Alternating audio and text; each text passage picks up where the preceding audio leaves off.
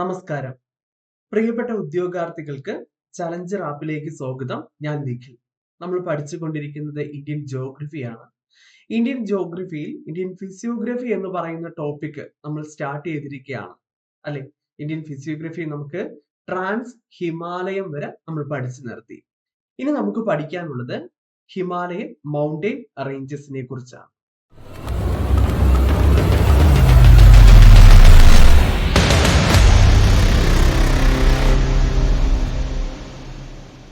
നമ്മൾ പഠിച്ചുകൊണ്ടിരിക്കുന്നത് northern mountain റേഞ്ചസിന്റെ vertical ഡിവിഷൻസിനെ കുറിച്ചാണ് നമ്മൾ പഠിച്ചുകൊണ്ടിരിക്കുന്നത്. ഇവിടെ വെർട്ടിക്കൽ ഡിവിഷൻസ് നമുക്ക് പരിശോധിക്കുമ്പോൾ നോർത്തേൺ മൗണ്ടെയിൻ റേഞ്ചസിന്റെ ഏറ്റവും നോർത്തേൺ ഭാഗമായിട്ട് നമുക്ക് കാണാൻ കഴിയുന്നത് ട്രാൻസ് ഹിമാലയ.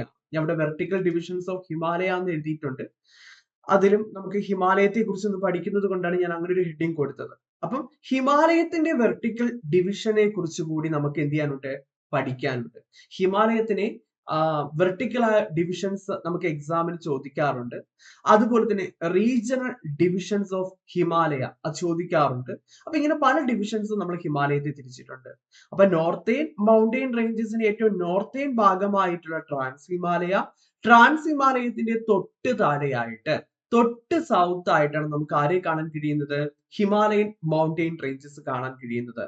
പ്രധാനമായിട്ട് ഹിമാലയ ഏതൊക്കെ രാജ്യങ്ങളിലായിട്ടാണ് സ്പ്രെഡ് ചെയ്ത് കിടക്കുന്നു എന്ന് ചോദിക്കുകയാണെങ്കിൽ, ഒന്ന് നമുക്കറിയാം, നമ്മുടെ സ്വന്തം ഇന്ത്യ എന്ന് പറയുന്ന രാജ്യത്തിൽ നമുക്ക് ഇന്ത്യയുടെ ഏറ്റവും നോർത്തും അതുപോലെ തന്നെ ഈസ്റ്റും അതുപോലെ തന്നെ വെസ്റ്റും ആ ഭാഗങ്ങളിലായിട്ട് നമുക്ക് നമ്മുടെ ഹിമാലയൻ മൗണ്ടെയിൻ റേഞ്ചസിനെ നമുക്ക് കാണാൻ കഴിയുന്നുണ്ട്. ഒപ്പം തന്നെ ഇന്ത്യയുടെ നോർത്തിൽ നിന്നും വെസ്റ്റിലോട്ട് പോകുമ്പോൾ പാകിസ്ഥാൻ വരുന്ന പ്രദേശം അല്ലെ, പാകിസ്ഥാന്റെ ഭാഗങ്ങളിലും നമുക്ക് ഹിമാലയത്തെ കാണാൻ കഴിയും. പിന്നെ നമുക്ക് എലിമിനേറ്റ് ചെയ്യാനുള്ളത് അഫ്ഗാനിസ്ഥാൻ ആണ്. പാകിസ്ഥാൻ പിന്നെ പാക് ഒക്കുപ്പൈഡ് കാശ്മീർ റീജിയൻ ആണ് നമ്മൾ ഇവിടെ കാണുന്നത്.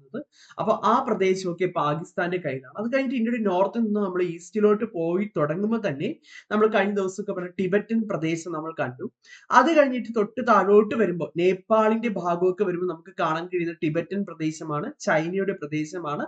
സ്വാഭാവികമായിട്ടും അരുണാചൽ പ്രദേശിന്റെ ഈ ഒരു ഭാഗം, ഈസ്റ്റേൺ ഭാഗം അരുണാചൽ പ്രദേശ് ചൈനയുമായിട്ട് അതിർത്തി പങ്കുവെക്കുന്നത്. അപ്പൊ ചൈനയിലേക്ക് നമുക്ക് ഹിമാലയത്തെ നമുക്ക് കാണാൻ കഴിയുന്നത്.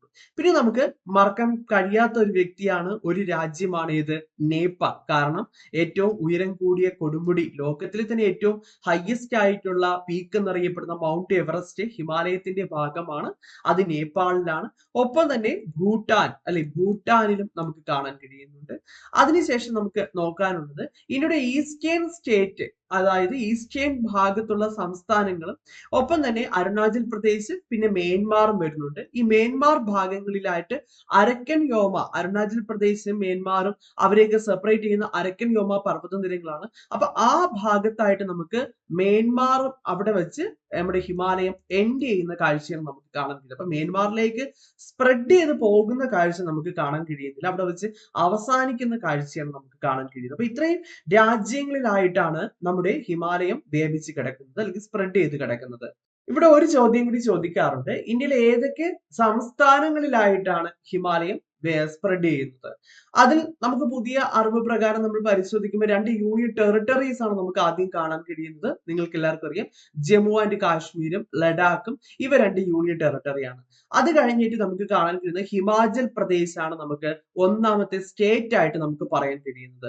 രണ്ടാമത്തെ സ്റ്റേറ്റ് ഹിമാലയം സ്പ്രെഡ് ചെയ്യുന്നത് ഉത്തരാഖണ്ഡ് ആണ്. ഉത്തരാഖണ്ഡ് ഹിമാദ്രിയുടെ ഭാഗമായിട്ടൊക്കെ വരുന്നതാണ്. അത് കഴിഞ്ഞിട്ട് നേപ്പാളാണ് നമുക്ക് കാണാൻ കഴിയുന്നത്. അത് കഴിഞ്ഞിട്ട് നമ്മുടെ ഈ പറയുന്ന ഏറ്റവും ചെറിയ സംസ്ഥാനമായിട്ട് നമുക്ക് നോർത്തിൽ നിന്നും ഈസ്റ്റിലോട്ട് പോകുമ്പോൾ നമുക്ക് കാണാൻ കഴിയുന്ന സിക്കിം എന്ന് പറയുന്ന സംസ്ഥാനമാണ് വരുന്നത്. അപ്പൊ സിക്കിമിൽ ഹിമാലയത്തിന്റെ, നേപ്പാൾ ഹിമാലയത്തിന്റെ ഒക്കെ ഭാഗമായിട്ട് നമുക്ക് പറയാം. അവിടെ നമ്മൾ ശ്രദ്ധിക്കേണ്ട ഒരു കാര്യം എന്ന് പറയുന്നത്, ഈ ഒരു ഭൂപടം നിങ്ങൾക്ക് പരിശോധിക്കുമ്പോൾ തന്നെ അറിയാം, സിക്കിമിന്റെ തൊട്ട് സൗത്ത് ആയിട്ട് വരുന്ന ഒരു പ്രദേശമുണ്ട്.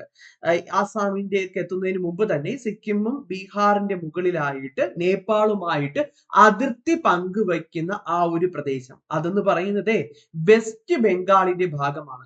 നമ്മുടെയൊക്കെ മനസ്സിൽ വെസ്റ്റ് ബംഗാൾ എന്ന് പറയുന്നത് ഈ ഈസ്റ്റേൺ ഭാഗത്തായിട്ടാണ് വരുന്നത്. ജാർഖണ്ഡ്, വെസ്റ്റ് ബംഗാൾ, ബംഗ്ലാദേശ് ആ ഓർഡറിലാണ് നമ്മുടെ പലരുടെയും മനസ്സിലുള്ളത്.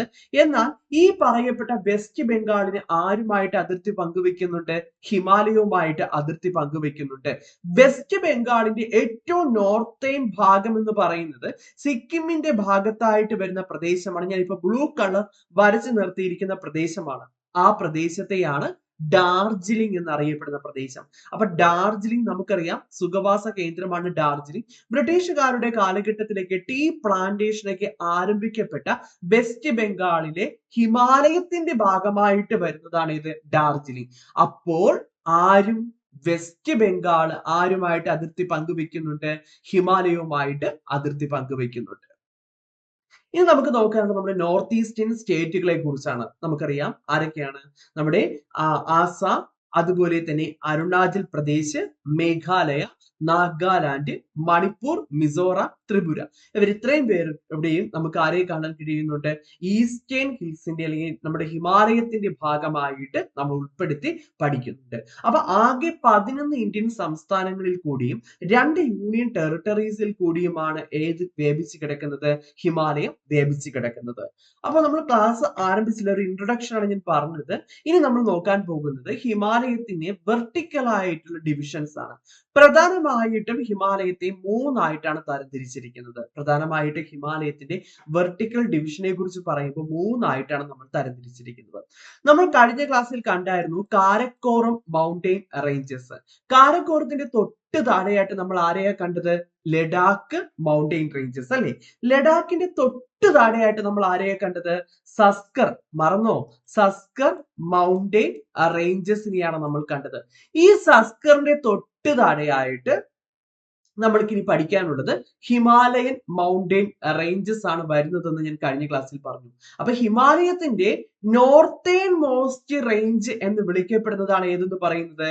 ഹിമാദ്രി എന്ന് പറയുന്ന ഭാഗം. അപ്പൊ സസ്കറിന്റെ തൊട്ട് താഴെയായിട്ടാണ് നമുക്ക് ഏത് കാണാൻ കഴിയുന്നത്? ഹിമാദ്രി നമുക്ക് കാണാൻ കഴിയുന്നത്. അതായത് സസ്കർ മൗണ്ടെയിൻ റേഞ്ചസിന്റെ സൗത്ത് ആയിട്ട് നമുക്ക് ഹിമാദ്രി കാണാൻ കഴിയുന്നുണ്ട്. ഹിമാദ്രിയുടെ സൗത്ത് ആയിട്ടാണ് നമുക്ക് ആരെ കാണാൻ കഴിയുന്നത്? ഹിമാചൽ നമുക്ക് കാണാൻ കഴിയുന്നത്. ഹിമാദ്രിയുടെ സൗത്ത് ആയിട്ടാണ് നമുക്ക് ആരെ കാണാൻ കഴിയുന്നത്? ഹിമാചൽ കാണാൻ കഴിയുന്നത്. ഇനി ഹിമാചലിന്റെ സൗത്ത് ആയിട്ടാണ് നമുക്ക് ആരെ കാണാൻ കഴിയുന്നത്? ശിവാലിക് മൗണ്ടെയിൻ റേഞ്ചസ് നമുക്ക് കാണാൻ കഴിയുന്നത്. അപ്പൊ ഹിമാദ്രി, ഹിമാചൽ, ശിവാലിക് ഇതെല്ലാം ഹിമാലയത്തിന്റെ പ്രധാനപ്പെട്ട 3 ഡിവിഷൻസ് ആയിട്ട് നമുക്ക് പറയാം. ഇപ്പൊ ഞാനിപ്പോ വരച്ചിരിക്കുന്നത് കാണുമ്പോൾ ഏറ്റവും നടുക്ക് വരുന്ന ഭാഗം ഏതാണ്? ഏറ്റവും നടുക്ക് വരുന്നത് കാരക്കോറം, ലഡാക്കും, സസ്കറും, ഹിമാദ്രിയും, ഹിമാചലും, ശിവാലിക്കും നോക്കുമ്പോൾ നമുക്ക് കാണാൻ കഴിയുന്ന ഏറ്റവും നടുക്കായിട്ട് നമുക്ക് കാണാൻ കഴിയുന്ന ഭാഗം എന്ന് പറയുന്നത് ഏതാകുന്നു? ഹിമാലയത്തിന്റെ നോർത്തേൺ മോസ്റ്റ് റേഞ്ച് എന്ന് വിളിക്കുന്ന ഹിമാദ്രിയാണ് നമുക്ക് ഏറ്റവും നടുക്കായിട്ട് കാണാൻ കഴിയുന്നത്. അതുകൊണ്ട് തന്നെ ഉള്ളിലുള്ള ഹിമാലയം, ഇന്നർ ഹിമാലയം ഒരുപാട് തവണ എക്സാമിന് ചോദിക്കാറുണ്ട്. ഹിമാദ്രി പാർട്ട് എയിൽ തരും, പാർട്ട് ബിയിൽ ഇന്നർ ഹിമാലയം തരും. അപ്പൊ മാച്ച് ചെയ്യുന്ന രീതിയിലുള്ള ചോദ്യങ്ങൾ ഈ പ്രദേശത്ത് നിന്ന് നമുക്ക് പ്രതീക്ഷിക്കാവുന്നതാണ്. അപ്പോൾ ഇന്നർ ഹിമാലയം എന്ന് അറിയപ്പെടുന്നത് ഏതാണ്?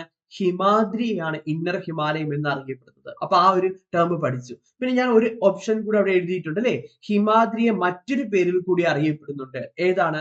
ഗ്രേറ്റർ ഹിമാലയം എന്ന് അറിയപ്പെടുന്നത്. എന്താണ്? ഗ്രേറ്റർ ഹിമാലയം എന്ന് നമ്മൾ വിശേഷിപ്പിക്കുന്നത് ആരെയാണ്? ഹിമാദ്രിയാണ് നമ്മൾ ഗ്രേറ്റർ ഹിമാലയം എന്ന് വിശേഷിപ്പിക്കുന്നത്. എന്താപ്പാ ഹിമാദ്രിയെ ഗ്രേറ്റർ? അതായത് ഞാൻ കഴിഞ്ഞ ക്ലാസ്സിൽ പറഞ്ഞു, ട്രാൻസ് ഹിമാലയത്തിന് 3000 മീറ്റർ മാത്രമാണ് ഉയരമുള്ളത്. സമുദ്രനിരപ്പിൽ നിന്നും നോർത്തേൺ മൗണ്ടെയിൻ റേഞ്ചസിന്റെ ഏറ്റവും നോർത്തേൺ ഭാഗം എന്ന് നമ്മൾ വിശേഷിപ്പിക്കുന്ന ട്രാൻസ് ഹിമാലയത്തിന് സീ ലെവലിൽ നിന്ന് പരിശോധിക്കുമ്പോൾ, സമുദ്രനിരപ്പിൽ നിന്ന് നോക്കുമ്പോൾ 3000 മീറ്ററേ ഉള്ളൂ. അതിനേക്കാൾ ഉയരം ആർക്കുണ്ട്? ഹിമാദ്രിക്കുണ്ട്. ഏകദേശം 6100 മീറ്റർ. ഇരട്ടി ഉണ്ട് അല്ലെ? ട്രാൻസ് ഹിമാലയത്തിന്റെ ഇരട്ടി ആർക്കുണ്ട്? ഹിമാദ്രിക്കുണ്ട്. 6100 മീറ്റർ ഉയരം ഹിമാദ്രിക്ക് വരുന്നുണ്ട്. അതുപോലെ ലോകത്തിലെ തന്നെ ഏറ്റവും ഉയരം കൂടിയ കൊടുമുടികൾ, പ്രോമിനന്റ് പീക്കുകൾ, നോർത്തേൺ മൗണ്ടെയിൻ റേഞ്ചസിലെ പ്രോമിനന്റ് ആയിട്ടുള്ള പീക്കുകൾ, ഉയരം കൂടിയ ഓൾമോസ്റ്റ് എല്ലാ കൊടുമുടികളും നമുക്ക് കാണാൻ കഴിയുന്നതും എവിടെയാണ്? ഹിമാദ്രിയിലാണ് നമുക്ക് കാണാൻ കഴിയുന്നത്. അതുകൊണ്ടാണ് ഹിമാദ്രിയെ otherwise known as great Himalayam or greater Himalayam എന്ന് വിശേഷിപ്പിച്ചിരിക്കുന്നത്. അപ്പൊ എത്ര പേരുകളുണ്ട് ഹിമാദ്രിക്ക്?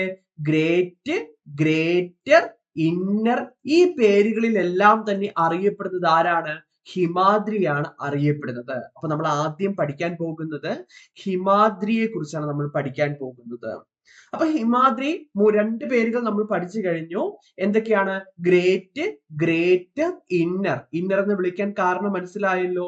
ഇനി ഇത് പറയുന്നത് നമ്മുടെ ഹിമാലയത്തിന്റെ അപ്രോക്സിമേറ്റ് ലെങ്ത്. ഹിമാലയം എന്ന് പറയുമ്പോൾ ഈ പറയുന്ന ഗ്രേറ്റ് ഹിമാലയോ, ഹിമാദ്രിയും, ഇന്നർ ഹിമാലയോ, ഈ പറയുന്ന ഗ്രേറ്റ് ഹിമാലയത്തിന്റെ സൗത്ത് വരുന്ന ഹിമാചലും, ഹിമാചലിന്റെ സൗത്ത് വരുന്ന ശിവാലിക്കും, ഇവയെല്ലാം കൂടി ചേർത്ത് നോക്കുമ്പോഴും ടോട്ടൽ ലെങ്ത് എത്രയെന്ന് അങ്ങനെ ഒരു എക്സാമിന് ചോദിക്കാറുണ്ട്. ഒരു ആർച്ച് പോലെയാണ് ഹിമാലയം സ്ഥിതി ചെയ്യപ്പെടുന്നത് എന്ന് നമുക്കറിയാം അല്ലെ. ടോട്ടൽ 2500 കിലോമീറ്റർ ആണ് എവിടെ നിന്ന്? പടിഞ്ഞാറ് നിന്ന് കിഴക്കോട്ട് നോക്കുമ്പോൾ ഹിമാലയത്തിന്റെ ലെങ്ത് ആയിട്ട് നമുക്ക് പറയാൻ കഴിയുന്നത്. ശരിക്കും ഒരു ആർച്ച് പോലെ സ്ഥിതി ചെയ്യുന്ന കാഴ്ചയാണ് നമുക്ക് കാണാൻ കഴിയുന്നത്. ഇവിടെ ഗ്രേറ്റ് ഹിമാലയത്തിന്റെ ലെങ്ത് ചോദിച്ചാലും 2500 കിലോമീറ്റർ തന്നെയാണ് നമുക്ക് നൽകിയിരിക്കുന്നത്. അപ്പൊ രണ്ടും പഠിക്കാൻ എളുപ്പമാണ്. ഗ്രേറ്റ് ഹിമാലയവും ടോട്ടൽ ലെങ്ത് 2500 കിലോമീറ്റർ എന്നാണ് നമുക്ക് കാണാൻ കഴിയുന്നത്. അപ്പൊ ട്രാൻസ് ഹിമാലയത്തെക്കാൾ ഉയരം കൂടിയ ഇത് ഒരു ആർച്ച് പോലെ നിന്ന് സെൻട്രൽ ഏഷ്യയിൽ നിന്നുള്ള തണുത്ത കാറ്റ്, അതുപോലെ തന്നെ ശീതക്കാറ്റുകൾ ഒന്നും തന്നെ ഇന്ത്യയിലേക്ക് പ്രവേശിക്കാതെ ഇന്ത്യയെ തടഞ്ഞു നിർത്തുന്നു. അതുപോലെ തന്നെ ഇന്ത്യയുടെ തെക്ക് ഭാഗത്ത് നിന്ന് വരുന്ന മൺസൂൺ കാറ്റുകളെ പുറത്തേക്ക് കടത്തിവിടാതെ എന്ത് ചെയ്യുന്നു? ഇന്ത്യക്ക് അകത്ത് തന്നെ തടഞ്ഞു നിർത്തി മഴ പെയ്യിപ്പിക്കുന്നതിനും ഒരു ഇന്ത്യൻ കാലാവസ്ഥയ്ക്ക് സ്വാധീനം ചെലുത്തുന്ന ഒരു റേഞ്ച് ആയിട്ട് നമുക്ക് കാണാൻ കഴിയുന്നത് ഈ പറഞ്ഞ ഹിമാലയത്തിന്റെ ഏറ്റവും ഉയരം കൂടിയ ഭാഗമായിട്ടുള്ള ഗ്രേറ്റ് ഹിമാലയമാണ്. നമ്മൾ കുഞ്ഞു ക്ലാസ്സിൽ പറയും ഇന്ത്യൻ കാലാവസ്ഥയെ സ്വാധീനിക്കുന്നു, ഇന്ത്യയെ ഒരു ആർച്ച് പോലെ നിന്നുകൊണ്ട് ഈ ഞാൻ നേരത്തെ പറഞ്ഞതുപോലെ സെൻട്രൽ ഏഷ്യയിൽ നിന്നുള്ളൊക്കെ ചൂട് പിടിച്ച അല്ലെങ്കിൽ തണുത്തതുമായിട്ടുള്ള കാറ്റുകളൊന്നും ഇന്ത്യയിലേക്ക് പ്രവേശിക്കാതെ അതുപോലെ തന്നെ മൺസൂൺ കാറ്റുകൾ ഇന്ത്യക്കകത്ത് മാത്രം നിലനിർത്തിക്കൊണ്ട് മഴ പെയ്യിപ്പിക്കുന്നു. അല്ലെങ്കിൽ ഈ ഹിമാലയം ഇല്ലെങ്കിൽ മൺസൂൺ കാറ്റുകൾക്ക് ഇന്ത്യയുടെ നോർത്തേൺ ഭാഗവും കഴിഞ്ഞ് മുകളിലോട്ട് അങ്ങ് പോകാമായിരുന്നു. അപ്പൊ അങ്ങനെ തടഞ്ഞു നിർത്തുന്ന സ്ഥിതി വിശേഷമൊക്കെ നമുക്ക് ഇവിടെ കാണാൻ കഴിയുന്നു എന്നൊക്കെ നമ്മൾ ഹിമാലയം എന്നുള്ള രീതിയിലാണ് പഠിക്കുന്നത്. ശരി തന്നെയാണ്. പക്ഷെ ഹിമാലയത്തിന്റെ ഏത് ഭാഗമാണ് ഏറ്റവും ഉയരം കൂടുതൽ എന്ന് ചോദിച്ചാൽ നമ്മളിപ്പോ മനസ്സിലാക്കി കഴിഞ്ഞു. ഗ്രേറ്റ് ഹിമാലയം എന്നറിയപ്പെടുന്ന, ഹിമാദ്രി എന്നറിയപ്പെടുന്ന, ഇന്നർ ഹിമാലയം എന്നറിയപ്പെടുന്ന ഭാഗമാണ് ഏറ്റവും ഉയരം കൂടുതൽ. ഞാൻ അടുത്ത പോയിന്റ് പറഞ്ഞു. നമ്മളെ ചില റാങ്ക് ഫയലുകളിലൊക്കെ തന്നെ 6000 മീറ്റർ ആണ് ഹിമാദ്രിയുടെ ഉയരം എന്ന് കൊടുത്തിട്ടുണ്ട്. നമ്മുടെ പുതിയ SSCRT ടെക്സ്റ്റ് ബുക്കിലും NCERT ടെക്സ്റ്റ് ബുക്കിലൊക്കെ അപ്ഡേഷൻ വന്നിട്ടുണ്ട്. 6100 മീറ്റർ ആണ് ഹിമാദ്രിയുടെ ഉയരമായിട്ട് വരുന്നത്. കാരണം നമുക്കറിയാം ഫോൾഡിങ്ങിന് വിധേയമാകുന്നുണ്ട്. നമ്മൾ ഈ പഠിക്കുന്ന സമയത്തും നമ്മൾ ഈ ക്ലാസ് കാണുന്ന സമയത്തും ഞാൻ ഈ ക്ലാസ് നിങ്ങൾക്ക് മുന്നിലേക്ക് റെക്കോർഡ് ചെയ്യുന്ന സമയത്തും ഒക്കെ തന്നെ ഇന്ത്യൻ പ്ലേറ്റും യുറേഷ്യൻ പ്ലേറ്റും തമ്മിലുള്ള കൺവേർജൻസി, ഫോൾഡിങ് എന്ത് ചെയ്യുന്നുണ്ട്? നടന്നുകൊണ്ടേയിരിക്കുന്നുണ്ട് അല്ലെ. അതുകൊണ്ട് തന്നെ ഹിമാലയത്തിന്റെ ഏറ്റവും ഉയരം കൂടിയ ഭാഗം എന്നറിയപ്പെടുന്ന, ഹിമാലയത്തിന്റെ നോർത്തേൺ മോസ്റ്റ് റേഞ്ച് എന്നറിയപ്പെടുന്ന ഈ പറയുന്ന ഗ്രേറ്റ് ഹിമാലയത്തിന്റെ ആവറേജ് എലിവേഷൻ എന്ന് പറയുന്നത് എത്രയാണ്? 6100 മീറ്റർ വരെയാണ്. ഇതിന്റെ വിട്ട് പല രീതികളിൽ പറയുന്നുണ്ട്. നമുക്ക് ഏകദേശം വിട്ടായിട്ട് പറയാൻ കഴിയുന്ന ഫോൾട്ട് മൗണ്ടെയിൻ ആണ്. 25 കിലോമീറ്റർ ആണ് ചിലയിടങ്ങളിലെ വിട്ടായിട്ട് നമുക്ക് പറയാൻ കഴിയുന്നത്. ഇതിന്റെ നീളം 2500 കിലോമീറ്റർ, അതുപോലെ തന്നെ ഉയരം 6100 മീറ്റർ ആണ്. അത് നോക്കി വെക്കുക. ഓക്കെ, അടുത്ത ക്വസ്റ്റ്യൻ നമ്മൾ പഠിച്ചു കഴിഞ്ഞു. ഞാൻ പറഞ്ഞു കഴിഞ്ഞു പ്രോമിനന്റ് പീക്കുകളെല്ലാം തന്നെ നമുക്ക് കാണാൻ കഴിയുന്നത് എവിടെയാണ്? ഈ പറയുന്ന ഹിമാദ്രിയുടെ ഭാഗത്തായിട്ടാണ് നമുക്ക് എന്ത് ചെയ്യാൻ കഴിയുന്നത്? പ്രധാനപ്പെട്ട പീക്കുകളെല്ലാം തന്നെ നമുക്ക് കാണാൻ കഴിയുന്നത്. അപ്പോൾ ആദ്യം നമുക്ക് നോക്കാനുള്ളത്, നമുക്കറിയാം ലോകത്തിലെ തന്നെ ഏറ്റവും ഉയരം കൂടിയ, നമുക്ക് സ്റ്റേറ്റ്മെന്റ് ചോദ്യങ്ങൾ ഇവിടെ ചോദിക്കാറുണ്ട്. Most of the world highest peaks R situated in ഏതാണ്? ഹിമാദ്രി എന്ന് ചോദിക്കാറുണ്ട്. ശരിയാണ്, ആ ഒരു സ്റ്റേറ്റ്മെന്റ് ശരിയാണ്. നമ്മൾ ഹിമാദ്രി പഠിക്കുമ്പോഴും ശിവാലിക് പഠിക്കുമ്പോഴും അതല്ല ഹിമാദ്രിയുടെ തൊട്ട് താഴെ വരുന്ന ഹിമാചൽ പഠിക്കുമ്പോഴും ഇവർക്കൊക്കെ തന്നെ ഓരോ പ്രോമിനന്റ് ഫീച്ചേഴ്സ് ഉണ്ട്. അപ്പോൾ ഈ പറയുന്ന ഹിമാദ്രിയുടെ പ്രോമിനന്റ് ഫീച്ചേഴ്സ് എന്ന് പറയുന്ന അതിന്റെ ഉയരവുമാണ്. അതുപോലെ തന്നെ ലോകത്തിലെ തന്നെ ഏറ്റവും ഉയരം കൂടിയ കൊടുമുടികൾ എല്ലാം തന്നെ നമുക്ക് കാണാൻ കഴിയുന്നതും എവിടെയാണ്? ഈ പറയുന്ന ഹിമാദ്രിയിലാണ്. അപ്പം ഈ ഒരു ടേം ചോദിച്ചുകൊണ്ട് എക്സാമിന് വിച്ച് മൗണ്ടെയിൻ റേഞ്ചസ്, ഹിമാലയത്തിന്റെ ഏത് റേഞ്ചസിനാണ് ഹയസ്റ്റ് പീക്കുകളൊക്കെ നമുക്ക് കൂടുതലും കാണാൻ കഴിയുന്നത് എന്ന് ചോദിച്ചാൽ അത് ഹിമാദ്രിയിലാണ്. Most of the world highest peak are situated in Himadri എന്ന് നമുക്ക് ഉത്തരം എഴുതാൻ കഴിയണം. പക്ഷെ നമ്മൾ ഒരാളെ കുറിച്ച് പഠിച്ചു കഴിഞ്ഞ ക്ലാസ്സിൽ. ആരാണ്? Mount K2 എന്തെന്നറിയപ്പെടുന്നു? ഗോഡ്വിൻ ആസ്റ്റിൻ എന്നറിയപ്പെടുന്നു. ഹൈറ്റ് എത്രയാണ്? 8611 അല്ലെ? നമ്മൾ അത് പഠിച്ചു കഴിഞ്ഞു. ആരുടെ ഭാഗമായിട്ട്? കാരക്കോറം മൗണ്ടെയിൻ റേഞ്ചസിന്റെ ജസ്റ്റ് ഒന്ന് കിഴക്കോട്ട് പോകുമ്പോൾ നമുക്ക് കാണാൻ കഴിയുന്നതാണ് മൗണ്ട് K2 എന്ന് പറയുന്നത്. അപ്പോൾ മൗണ്ട് K2 എന്ന് പറയുന്നത് is a part of Himalaya? No. പിന്നെ ഏതിന്റെ ഭാഗമാണ്? ട്രാൻസ് ഹിമാലയത്തിന്റെ ഭാഗമായിട്ടാണ് നമുക്ക് ആരെ കാണാൻ കഴിയുന്നത്? മൗണ്ട് K2 കാണാൻ കഴിയുന്നത്. അപ്പൊ അത് തെറ്റിക്കരുത്. ചിലപ്പം മൗണ്ട് എവറസ്റ്റ് ഇവിടെ തന്നിട്ടുണ്ട്. Option A Mount Everest, Kanchenjunga, Makalu, അതിന് കൂടെ തന്നെ നമുക്ക് തരും മൗണ്ട് K2. അപ്പൊ മൗണ്ട് K2 ശരിക്കും ഒരു ഓഡ് വൺ ഔട്ട് അല്ലേ? അല്ലെ? നമുക്ക് എലിമിനേറ്റ് ചെയ്യാൻ ഇപ്പോൾ മനസ്സിലായല്ലോ. നമുക്ക് നോക്കാം. നേപ്പാളിൽ നമുക്ക് കാണാൻ കഴിയുന്ന ലോകത്തിലെ തന്നെ ഏറ്റവും ഉയരം കൂടിയ കൊടുമുടിയാണ് ഏത്? മൗണ്ട് എവറസ്റ്റ് എന്ന് പറയുന്നത്. 8848 മീറ്റർ ആണ് മൗണ്ട് എവറസ്റ്റിന്റെ ഉയരമായിരുന്നത്. പക്ഷെ മൗണ്ട് എവറസ്റ്റിന്റെ പുതിയ കണക്കുകൾ പ്രകാരമുള്ള റിപ്പോർട്ടുകൾ പ്രകാരമുള്ള ഉയരം എന്ന് പറയുന്നത് 8848.86 മീറ്റർ ആയിട്ട് വർദ്ധിച്ചിട്ടുണ്ട്. എന്തുകൊണ്ട് മൗണ്ട് എവറസ്റ്റിന്റെ ഉയരം വർദ്ധിക്കുന്നു? ആ രീതിയിൽ ചോദ്യം ചോദിച്ചിട്ടുണ്ട്. എന്തുകൊണ്ടാണ്? ഓപ്ഷനിൽ അവർ തന്നിട്ടും ഉണ്ടായിരുന്നു. മഞ്ഞ് വീഴ്ച കാരണം മൗണ്ട് എവറസ്റ്റിന്റെ ഉയരം വർദ്ധിക്കുന്നു. ഓപ്ഷൻ എ എന്ന് പറയുന്നത് അങ്ങനെയാണ് മിക്കവാറും തരം. ശരിക്കും അതാണോ? ഇപ്പൊ ഈ ക്ലാസ് ആദ്യ ക്ലാസ് തൊട്ടേ കണ്ടവർക്ക് മനസ്സിലായിട്ടുണ്ട്. എന്താണ്? ഗോണ്ട്വാന ലാൻഡിന്റെ ഭാഗമായിരുന്ന ഇന്ത്യൻ പ്ലേറ്റ് ഒരു കാലഘട്ടത്തിൽ എവിടെയായിരുന്നു? ദക്ഷിണാർദ്ധ ഗോളത്തിലായിരുന്നു അല്ലെ?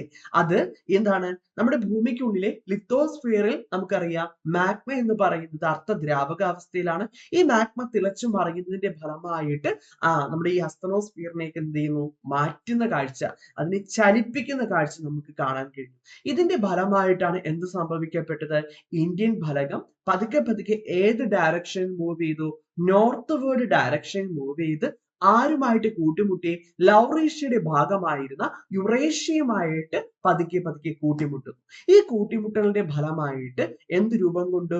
ലോകത്തിൽ തന്നെ ഫോൾഡ് ആയിട്ടുള്ള എന്താണ് മൗണ്ടെയിൻ റേഞ്ചസ് അതിലൊന്നാണ് ഹിമാലയം എന്ന് പറയുന്ന മടക്ക് ഫോൾഡ് പർവ്വതം രൂപം കൊണ്ടിരിക്കുന്നത്. ഇതിന്റെ അടിസ്ഥാനത്തിൽ നോക്കുമ്പോഴാണ് നമ്മൾ ഈ വർഷം ജനുവരി ഫെബ്രുവരി മാസങ്ങളിലായിട്ട് തന്നെ നമ്മുടെ നൈബർ നേപ്പാളിൽ ഒരു വലിയൊരു ഭൂകമ്പം ഉണ്ടായി. റിക്ടർ സ്കെയിലിൽ 7 രേഖപ്പെടുത്തുന്ന ഒരു ഭൂകമ്പമാണ് അവിടെ ഉണ്ടായി. എർത്ത് കേക്ക് അല്ലെ? 7 എന്ന് പറയുന്നത് വലിയൊരു സംഖ്യ തന്നെയാണ്. കാരണം എന്താണ്? ഇന്ത്യൻ ഫലകവും യുറേഷ്യൻ ഫലകവും തമ്മിലുള്ള കൂട്ടിമുട്ടലാണ് പല സമയത്തും നേപ്പാള് അതുപോലെ തന്നെ ഇന്ത്യയുടെ പടിഞ്ഞാറൻ ഭാഗങ്ങളിലേക്ക് റിക്ടർ സ്കെയിലിൽ വലിയ രേഖകൾ രേഖപ്പെടുത്തുന്ന ഭൂകമ്പങ്ങൾ, എർത്ത് കേക്ക് ഒക്കെ ഉണ്ടാകുന്നത്. അപ്പൊ ഇന്ത്യൻ ഫലകവും യുറേഷ്യൻ ഫലകവും തമ്മിലുള്ള കൺവെർജൻസ്, ഫോൾഡിങ്, അതിന്റെ കാരണമാണ് എന്ത് സംഭവിച്ചത്? 8848 മീറ്റർ ഉയരമുണ്ടായിരുന്ന മൗണ്ട് എവറസ്റ്റ് ഇപ്പൊ എത്രയായി തീർന്നു? 8848.86 മീറ്റർ ആയിട്ട് ഉയർന്നിരിക്കുന്നു.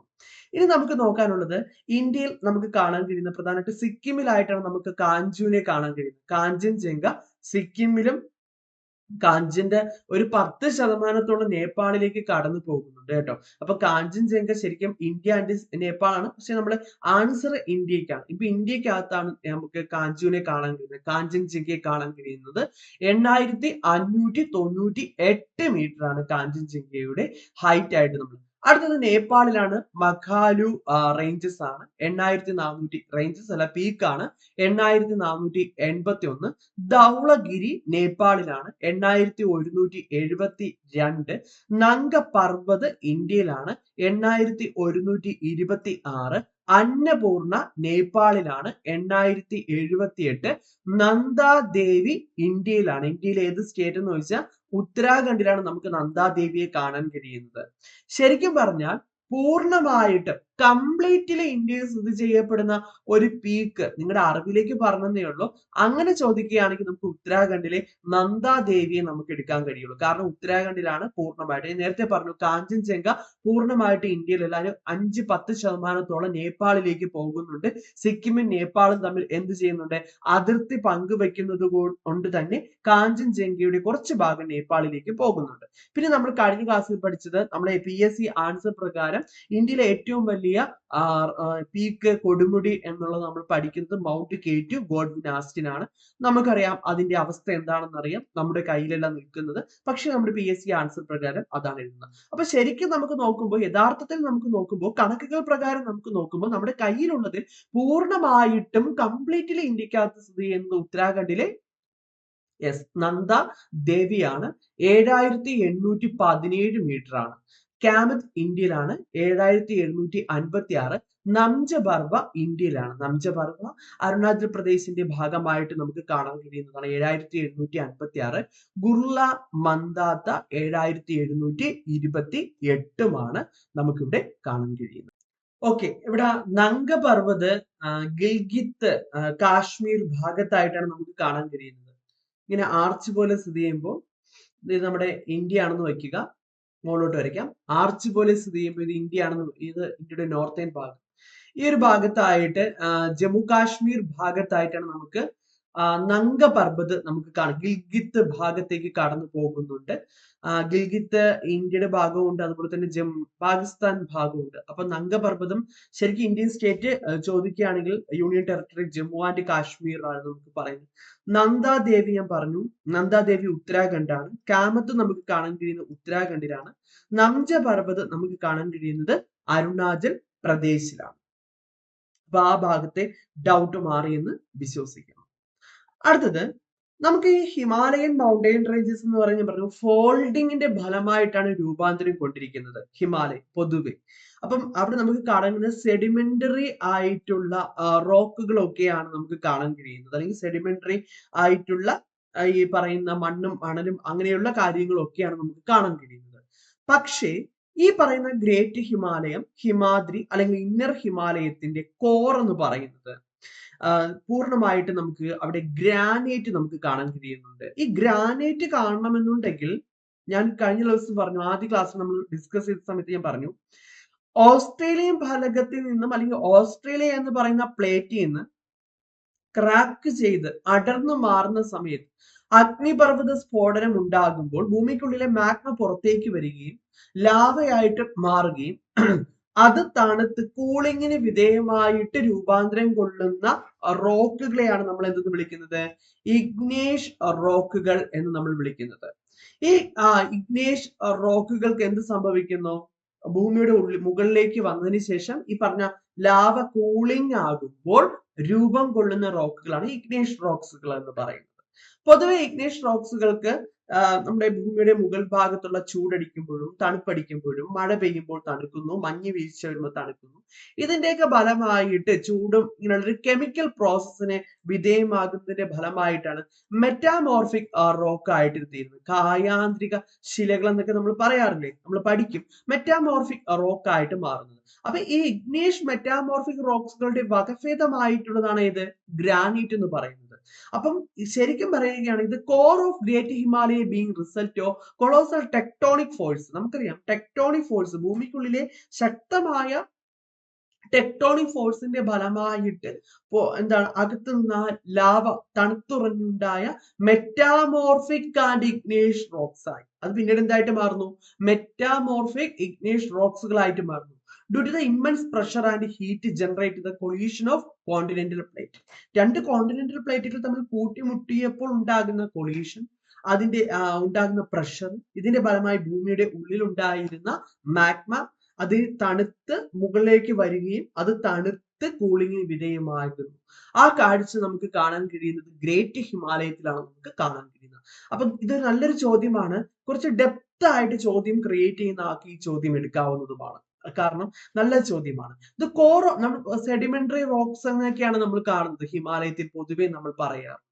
പക്ഷേ ഗ്രേറ്റ് ഹിമാലയത്തിന്റെ കോർ ഉള്ളിലോട്ടും പുറമേയൊക്കെ നമുക്ക് നോക്കുന്ന സമയത്ത് നമുക്ക് കാണാൻ കഴിയുന്നത് ഈ ചിത്രത്തിൽ കാണുന്നത് പോലെ ഗ്രാനൈറ്റ് കട്ടിയുള്ള ദൃഢതയുള്ള, നമുക്കറിയാം ഗ്രാനൈറ്റ് പൊതുവെ കട്ടിയുണ്ട്, ദൃഢതയുള്ള റോക്കുകൾ പൊതുവെ നമുക്ക് എവിടെയാണ് കാണാൻ കഴിയുന്നത്?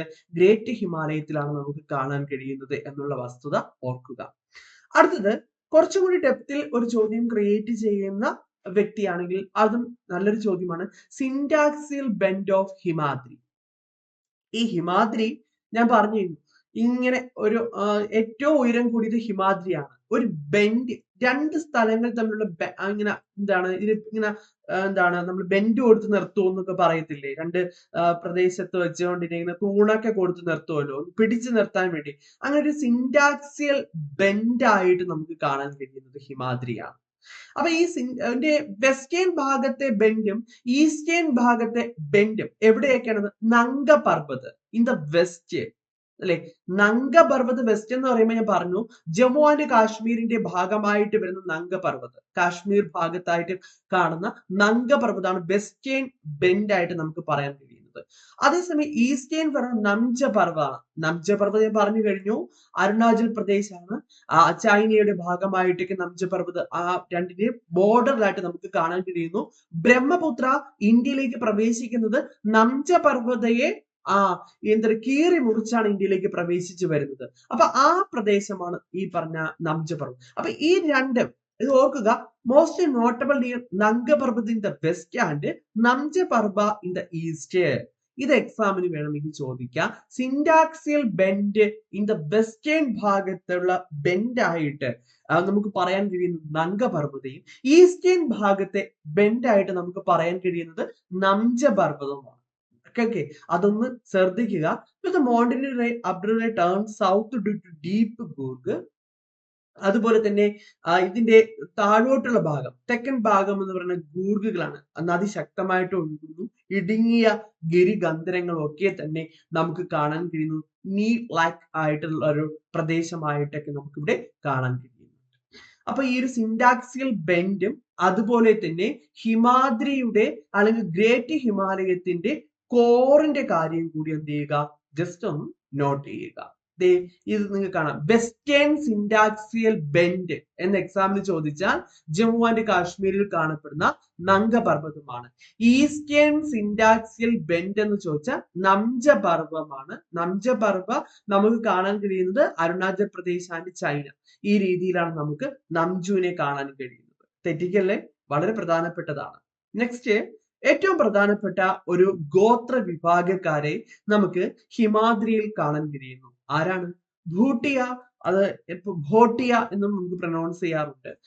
ഭൂട്ടിയ എന്നും ഭോട്ടിയ എന്നൊക്കെ പറയാറുണ്ട്. ഭോട്ടിയ എന്ന് പറയുന്ന ഗോത്ര വിഭാഗക്കാരെ നമുക്ക് കാണാൻ കഴിയുന്നത് ഗ്രേറ്റ് ഹിമാലയത്തിലാണ് നമുക്ക് കാണാൻ കഴിയുന്നത്.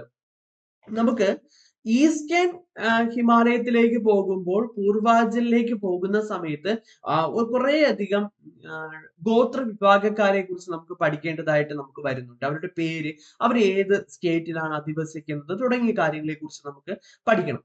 പക്ഷേ ഈ ഗ്രേറ്റ് ഹിമാലയവുമായി ബന്ധപ്പെട്ട ഒരാളെ ഉള്ളൂ. അത് കഴിഞ്ഞിട്ട് നമുക്ക് നമ്മൾ ഇന്ത്യയിലെ ഏറ്റവും കൂടുതൽ ഗോത്ര വിഭാഗക്കാർ വീണ്ടും പരിചയപ്പെടാൻ പോകുന്നത് നമ്മുടെ ബേ ഓഫ് ബംഗാളിലുള്ള ആൻഡമാൻ നിക്കോബാർ ദ്വീപ സമൂഹങ്ങളിൽ അധിവസിക്കുന്ന ഗോത്ര വിഭാഗക്കാരുടെ പേരുകളും എക്സാമിന് ചോദിക്കാറുണ്ട്. ഈ ബോട്ടി എന്ന് പറയുന്ന ഗോത്ര വിഭാഗക്കാരുടെ പ്രത്യേകത, അവർ ശരിക്കും സമ്മർ സീസണിൽ, വേനൽക്കാലങ്ങളിൽ ഈ പറഞ്ഞ ഹിമാദ്രിയുടെ പീക്ക് റേഞ്ചസിലുള്ള കൊടുമുടികളിലേക്ക് മുകളിലേക്കൊക്കെ പോയി അധിവസിക്കുന്നവരാണ്. ശരിക്കും ആടിനെയൊക്കെ മേയിച്ച് ഉപജീവന മാർഗം നടത്തി മുന്നോട്ട് പോകുന്നവരാണ് ബോട്ടിയ എന്ന് പറയുന്ന ഗോത്ര വിഭാഗക്കാർ. പക്ഷേ അവരെ സംബന്ധിച്ചിടത്തോളം വിന്റർ സീസൺ, തണുപ്പാകുമ്പോൾ നമുക്കറിയാം ഈ പറയപ്പെട്ട പ്രോമിനന്റ് പീക്കുകളുടെ മുകളിലെല്ലാം തന്നെ സ്നോ, മഞ്ഞ് വീഴ്ച ഉണ്ടാകുന്നു. ബുദ്ധിമുട്ടാണ് നമുക്ക് ജീവിക്കാൻ. ഇവർ പതുക്കെ പതുക്കെ വിന്റർ സീസണിൽ എങ്ങോട്ട് ഇറങ്ങുന്നു? വാലീസ്, താഴോട്ട്, ദാറ്റ് ഈസ് ബുഗ്യാൽസ് എന്നറിയപ്പെടുന്ന പുൽമേടുകൾ, താഴ്വാരത്തിലുള്ള പുൽമേടുകളിലേക്ക് ഇവർ വരികയും summer grass land in the higher reaches, ആ ബുഗ്യാൽസ് തൊട്ട് ഞാൻ പറയാമേ ഒരിക്കൽ കൂടി. അപ്പൊ നമുക്ക് വേനൽക്കാലങ്ങളിൽ ഇവരെ കാണാൻ കഴിയുന്നത് ബുഗ്യാൽസ് എന്നറിയപ്പെടുന്ന അതായത് summer grass land in higher reaches ഈ പറയുന്ന പ്രോമിനന്റ് പീക്കുകളുടെ മുകളിലോട്ടുള്ള ഭാഗങ്ങളിലെ സമ്മർ കാലഘട്ടങ്ങളിൽ, വേനൽ കാലഘട്ടങ്ങളിൽ നമുക്ക് കാണാൻ കഴിയുന്ന പച്ചപ്പുള്ള ഗ്രാസ് ലാൻഡ്, അവിടെയാണ് നമുക്ക് ഇവരെ സമ്മർ കാലഘട്ടത്തിൽ കാണാൻ കഴിയുന്നത്. During the summer month and return the Valley during winter season ആകുമ്പോൾ നമുക്കറിയാം ഈ ബുഗ്യാൾസുകളെല്ലാം തന്നെ മഞ്ഞ് വീഴ്ചയായിട്ട് കിടക്കുന്നുണ്ട്. നിങ്ങൾ ഇൻസ്റ്റാ റീൽസിലൊക്കെ കണ്ടിട്ടുണ്ടായിരിക്കും, പലരും ഈ ബുഗ്യാൾസിലൊക്കെ പോയിട്ട് വീഡിയോസും അല്ലെങ്കിൽ റീൽസ് ഒക്കെ ഇട്ടിട്ടുള്ളത് നിങ്ങൾ ശ്രദ്ധിച്ചിട്ടുണ്ടായിരിക്കും. അപ്പൊ ഇത് വിന്റർ സീസൺ ആകുമ്പോൾ ഈ ബുഗ്യാൾസ് എന്ന് പറയുന്നത് പൂർണ്ണമായിട്ടും എന്തായിട്ട് മാറുന്നു? സ്നോ കൊണ്ട് നിറയുന്നു, മഞ്ഞ് കൊണ്ട് നിറയുന്നു. ഇത് ഈ ബുഗ്യാൾസ് എക്സാമിന് ഒരു തവണ ചോദിച്ചിട്ടുള്ളതാണ്. നമുക്ക് കാണാൻ കഴിയുന്ന ഗ്രേറ്റ് ഹിമാദ്രിയിലാണ് കാണാൻ കഴിയുന്നത്. ശരിക്കും പറഞ്ഞാൽ ഇത് വാലീസ് അല്ല, ഹൈ റീച്ചസ് ആണ്. എന്ത്? The summer glass land in the higher reaches. വാലീസിൽ നിന്ന് നമ്മൾ പീക്കിലോട്ട് ഇങ്ങനെ കയറി പോകുമല്ലോ, അപ്പൊ ആ പീക്കിലേക്ക് എത്തുന്നതിന് മുമ്പായിട്ട് കാണുന്ന ഇതുപോലെ കാണുന്ന നിരപ്പായ പ്രദേശങ്ങളാണ്. നമുക്കറിയാം മടക്ക് ഇങ്ങനെ ഈ രീതിയിലാണ് നമുക്ക് കാണാൻ കഴിയുന്നത്. അപ്പൊ ഇങ്ങോട്ട് ഈ പറയുന്ന പ്രദേശങ്ങളിലൊക്കെ നമുക്ക് കാണാൻ കഴിയുന്നതാണ് ഇത് ബുഗ്യാൾസ് എന്ന് പറയുന്നത്. അപ്പൊ ഇവര് ഒരിടത്ത് സ്ഥിരമായി ഭോട്ടിയ എന്ന് പറയുന്ന ഗോത്ര വിഭാഗക്കാര് ഒരിടത്ത് സ്ഥിരമായി അധിവസിക്കുന്നുണ്ടോ? ഇല്ല. അവര് സമ്മർ ആകുമ്പോൾ മുകളിലോട്ട് ബുഗ്യാൾസിലും ഹയർ റീച്ചസ് ആയ ഗ്രാസ് ലാൻഡ്, വേനൽക്കാലമാ പിന്നെ വിന്റർ സീസൺ ആകുമ്പോൾ വാലീസ് അല്ലെ, താഴ്വാരങ്ങളിലേക്കും അവരെന്ത് ചെയ്യുന്നു? എത്തിച്ചേരുന്ന കാഴ്ചയാണ് നമുക്ക് കാണാൻ കഴിയുന്നത്. അപ്പൊ ഇത്രയുമാണ് നമുക്ക് ഹിമാദ്രിയെ കുറിച്ച് പഠിക്കാനുള്ളത്. ഹിമാദ്രിയുടെ പേര് ഓർത്തു വെക്കുക, അതുപോലെ തന്നെ അവിടെ കാണുന്ന ഗോത്ര വിഭാഗക്കാരെ കുറിച്ച് ഓർത്തു വെക്കുക, ഒപ്പം തന്നെ ഈ പറഞ്ഞ മറ്റു കാര്യങ്ങളൊക്കെ തന്നെ ജസ്റ്റ് ഒന്ന് ഓർത്തു വെക്കുക. ഇനി നമുക്ക് പഠിക്കാനുള്ള ഏതിനെ കുറിച്ചാണ്? ഹിമാചൽ ഹിമാലയത്തെ കുറിച്ചാണ് പഠിക്കാനുള്ളത്. നമുക്ക് നെക്സ്റ്റ് ക്ലാസ്സിൽ നോക്കാം. Thank you.